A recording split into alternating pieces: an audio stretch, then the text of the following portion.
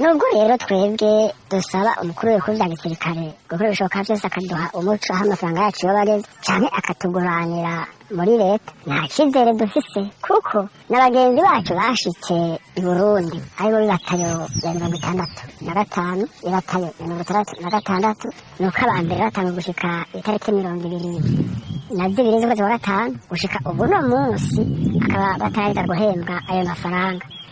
kiretse yuko gusa ubu nabo baheraniwe amezi 7 abandi amezi 6 n'iminsi twebwe rero naho twabisavye nta cizere na kimwe dufise harinda habura abo vyegeranye n'umukuru w'ibikorwa vya gisirikare natwe turiko dusaba tukiri no hanze y'igihugu na ariko ko twese dusaba umwe nakora igishoboka cose twese atuguranire leta kuko nawe nyene ayo mafaranga bayaronkejwe nabi bamaze kwinjira mu madeni ku mezi abiri twumvise barose wagira kumugurana twaciye duheberana kandi bagise kademi neka banza gukuramwa mayayi tuvuga ko ataco basigaye bona nawe nyene bavuga bati ni kuri kose natwebwe bora igikorwa cose utwo dufaranga dudu isabi bakaduhera rimwe canke bakatuguranira umva ko twese tugira kimwe rero tine niyo ngabo nakuri bishoboka byose haba kuri twebwe tukiri muri Somalia tugira tugabanywe n'abandi batagira bagabanye cyo kimwe n'ababo bagenzi bacu amazi gushika i Burundi ubu twese twarungitswe n'umwe biyumvire ubukene twe tuba turimo